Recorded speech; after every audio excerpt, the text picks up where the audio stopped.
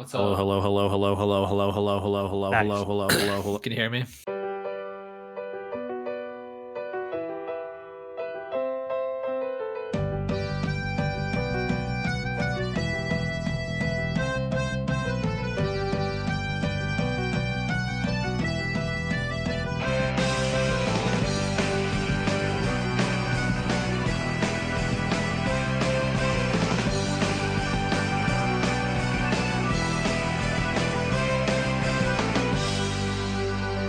It is week 6 of Respect Your Elders, and I think the NFL is actually starting to figure out how to score points again. It was nice seeing touchdowns early on, and that's week 5. I think that they should maybe go in thinking about, I don't know, some kind of like practice games before the real game. Yeah. You might be onto something right there. That might be the $1 million idea we've been looking for. A season before the season. Someone maybe like a pre-something. I don't know. Pre-practice games.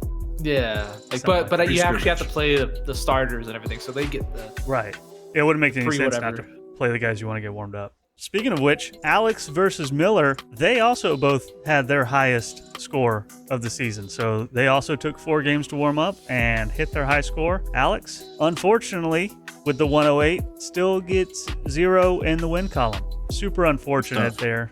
Really high median with all the scoring going on. And that's also Miller's first win since getting absolutely obliterated by Aaron. If anybody's taking notes, Aaron's curse takes 3 weeks to wear off. So they want to. You know what's weird though? I did get a text from Mir today saying how Aaron's team does still suck. I don't understand why he sent it to me, but I figured I should let everyone know that he said that. Yeah, Wow. Well, he clearly wanted it on the show, so it's good that you shared Yeah. that with the class. Just so everyone's clear, that was Andrew Miller. Yep. Said that Aaron Price's team is garbage. That was Yeah. Andrew Cole Miller. And then we had these two guys right here, Kevin and Jacob, go into town, and it was projected to be a really close matchup and also the lowest scoring matchup of the week. And it was exactly right as far as the close matchup. Yeah, we heard all the trash talking about, our normal average, I think, is like 128 to 123 or something in our matchups. And we heard the whispers that we're washed, the Elders suck. We heard it, and we Yeah. said, not this week. We put on a show for everybody. I would have liked to have gotten at least a little bit closer, but we do need to get Garrett on the show because I kind of want to pick his brain on how he sets up his defense for these week in week out performances of his. Because I suck right now on defense. I cannot stop the other team. I've gone against the highest scores. I've gone against the second highest scores, and I think that's it. I don't think I've gone any lower than second highest. Yeah, I think this is just actually the pendulum swinging the other way finally. You've perennially been one of the lowest points against teams in the league. He has been the lowest points against over 6 years. I think this is just the pendulum going the other way, bud. I don't like it. Garrett versus Colt. Garrett was determined to not get grilled. Defense is back on full force. Colt scoring 69, which I'm sure he actually kind of celebrated. If he's going to lose, wants to lose with 69. I was pretty close to my prediction on this game. I do want to say I did say his defense would be back, and I did say Garrett would not still need it. Yeah, Colt plummets back down and also misses on the 3rd straight grilling. Chris versus Chase.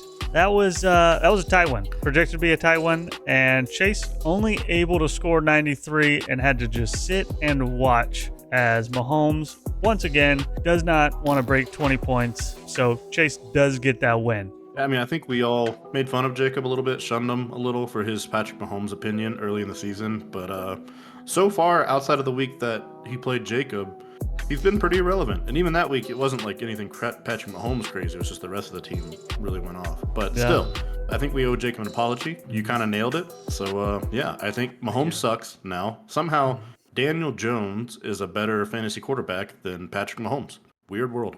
And then the last game, the game of the week, Price Bros Showdown. It did live up to it. 2-point game there. I gotta say, I was feeling pretty good going into Sunday Night Football. I was only down 10 points. I had CeeDee Lamb and Kamara left to play, and Aaron had a waiver wire pickup of Juwan Johnson left to play, and I win by 2 points. I don't know, but yeah, gotta be very few amount of games where a team's quarterback scores over 50 points and they still end up losing on the week. That is got to be heartbreaking. I do want to say you don't think it's very often that you lose with a 50-point quarterback, but I think Miller makes a career out of doing that with Josh Allen. So Yeah. I don't think it's actually that unusual.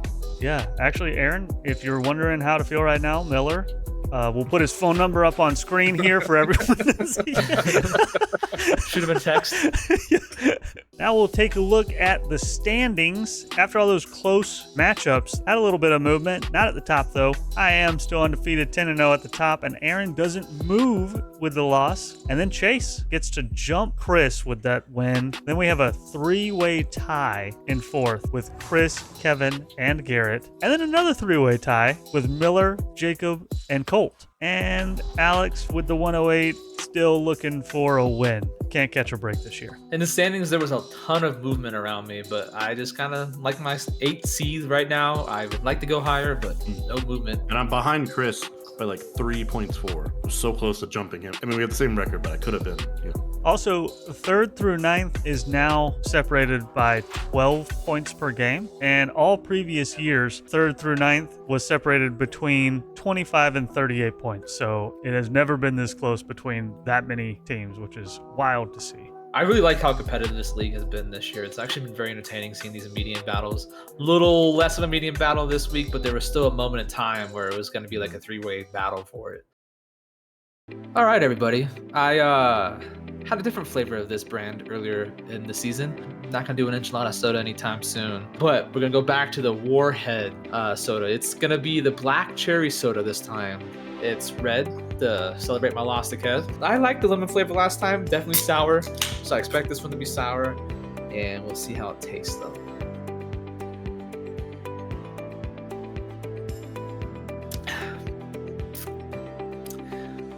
It is definitely sour.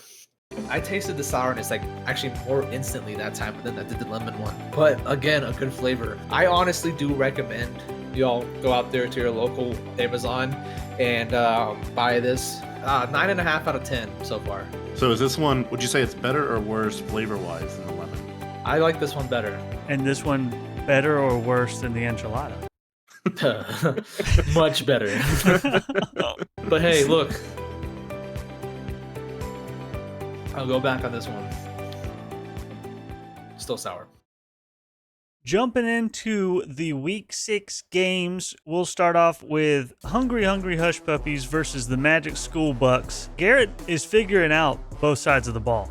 Weeks 1 and 2, stayed in his comfort zone, dominating defense, got the low-scoring wins. Week 3, he started to let up a little bit, trying to figure that out offense. 90-point game, still lost. Week 4, he threw out the defense. Jacob scored 110 against him, but he scores 139, figures out the offense, and he's like, all right, let's see if I can activate both of them. And then last week, 69 to 115. That's terrifying. If he can both score high and make you score low. That's scary, honest. Like you just said, that's terrifying. I don't know if anyone's really gonna challenge his defense too often. Aaron has been scoring really well. He would be 5-0 against Garrett this year if they would have played every week, but he wasn't actually playing that defense. Next up, we got Trade Station versus Evans Heaven. Number 1 versus number 3. That's a big game. Had 1 versus 2 last week. Now 1 versus 3. I would be 5-0 against Chase this year, so that makes me feel comfortable. And also, Chase is missing Justin Jefferson and Jalen Waddle, so also comforting to me. Yeah, it's always huge to get the Jay Jettis bye week on the opposite side. To be fair, though, I am missing Kyron Williams, Achane, and Kareem Hunt, who now is a running back 1, apparently. So, yeah, apparently. Chase, I mean, you mentioned it last week, Jacob, that he has been underperforming recently. He has not been the Chase of the past few years, that's for sure. Yeah, he's not the one that scored 200 points against Colt. And I don't see it being this week either with Justin Jefferson out. Weird things do happen in fantasy football, though, so. The next matchup we got, this is going to be a good one, folks. We got the Georgia Peach Bowl. We got Dream Rotation versus the Grillers. We got the Alex versus Colt. They live 10 minutes down the road from each other. Maybe they'll watch some games together this weekend just to kind of spice things up. Who knows? I don't know. 9th and 10th. Alex still chasing that win. But, last time there was a hurricane coming to Florida, we talked about the Alex apocalypse. We've got another one brewing, and maybe Alex's team just kind of gets some positive juju from that. But Colt is chasing another first-time grilling. I'm sure he'd love to get this one too with the close proximity. Could be an in-person grilling. Well, I think it really depends on which grilling team shows up this week. Is it going to be your Weber, or is it going to be your, Ace Hardware $10 grill?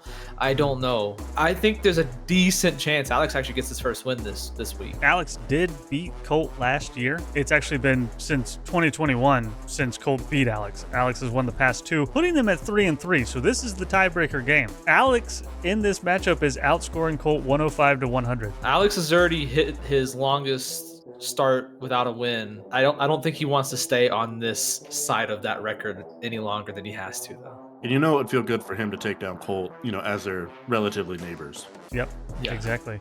We'll see if Colt gets reined in this weekend or not. Doesn't grill. Yeah, that would have worked better against me, but yeah, Oh, reined in. yeah. I was thinking because of the storm coming, but Yeah. No, I know what you were going for, but I was thinking, yeah. We'll that cut would've worked this. better. Yeah. All right, next matchup is the guy who absolutely hates me this year, and Kevin. You could have said the guy who loves me enough to move in with me. And Kevin.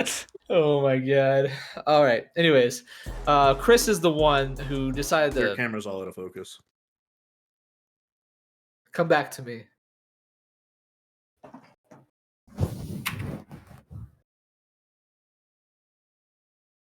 Oh my god. Oh, there you go. Oh, sweet. I did absolutely nothing. All right.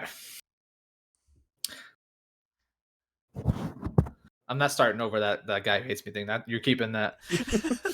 So Chris decided to go out and absolutely obliterate my team with 150 that one week and has not shown up against anybody else. Kevin decided to sit right next to me in the living room and not let me get one more win. But this is going to be a good matchup. I think Kevin's going to win, even though he's missing Tyreek.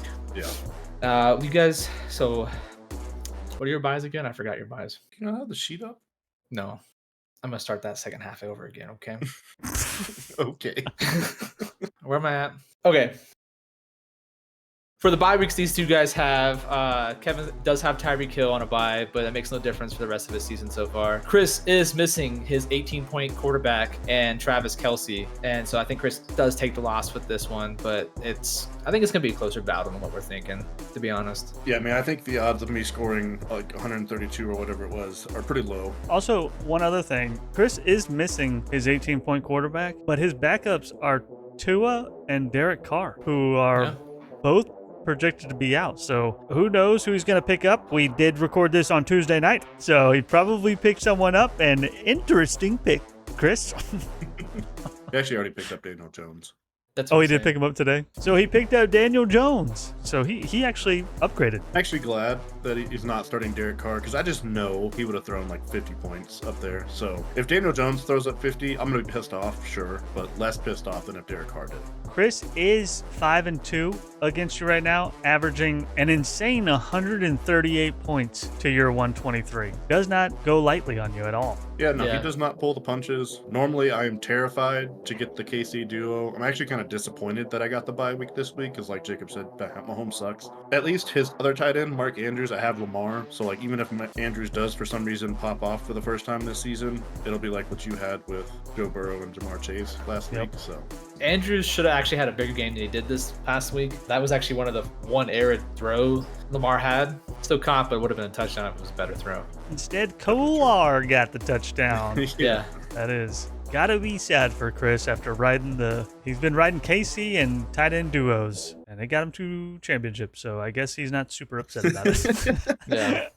And the last game, the game of the week, Rocky Mountain Ghouls versus Abilene Woodpeckers. They are tied at 7th place, 4-6 apiece. If they played every single week this year, Miller would actually be 3-2 against Jacob. But it is seeming like a pattern because the winners would have been Miller, Jacob Miller last week. Suck it, Mir. You're going down. Stats just said it. Also, Miller was visibly upset with you after you predicting Alex to beat him and having no faith in his team, and then he scored 130. So Yeah, I took credit for the prediction I got right earlier. This one I got wrong. Don't think he does it 2 weeks in a row. Again, stats don't lie. Miller's team has given us no reason to have faith in it. He did get sent to the Shadow Realm by Aaron, so maybe that was just the only reason. Maybe his team was fine. It was just because of that. If Josh Allen misses, I don't know who Miller's backup is, Kirk. so that could be... Kirko Kirk- Chains. Oh, that's right. Kirktober. Yeah. Miller, Yeah. start Kirktober if you want to Please be no. Please no. Please no, because he's going against Carolina too. So please no. Oh man. Also, Sorry. Miller would have the stack. Kirko and Mooney. If you do go the Kirktober route, Panthers are wearing the black helmets this week, so just take that in consideration. Good or bad? Just take it into consideration. Jacob, you are 6-1 against Miller, averaging 128 to his 105, and that one win was in 2020. He beat you the first time y'all matched up in 2020, and then you beat him, and then he quit. Well, it's a good thing he hasn't beat me recently because he won't be quitting after I beat him this week. All There you right. go. Sorry, retired. I still can't believe Miller said that thing about Aaron again, just because he I had know. one good week. I was shocked when I You received know, that text. I'm starting to get a little suspicious that the week that Miller plays Jacob just fabricates a story about Miller talking shit to Aaron. I don't know. No, Show we us were text messages. we were chatting about the matchup. Show it. One sec. All right, here's the text. Just end up and getting focused. Might have to. There Yeah, he's all right, Bill. fair enough. Yeah. He sends a lot more messages than you do. Yeah. Yeah, I'll make sure to send Bo the screenshot at least of it. So here's what it looks like. You can see. What did he say though? I think Aaron's team still sucks. By the way, I'm not scared of his jinx. Honestly, though, look at that roster. Brees Hall, what a bust. And I asked him, wait, are you seriously doubling down on Aaron is bad take? And he said, yeah, man, fuck his team and his curse. Fuck Aaron. Straight, like all doubling down. Yikes. He has one All more right. good week, and he.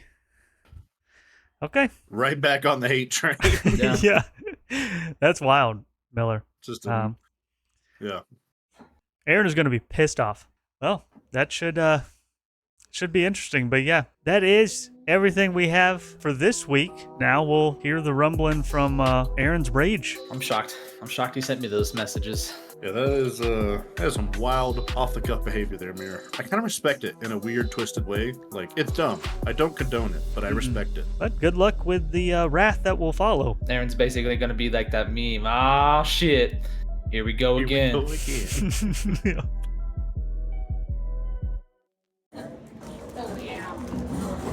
Big open there. You did better than I thought. Tasty wieners. Oh, you're recording. You barely got the tip. Now you got the tip.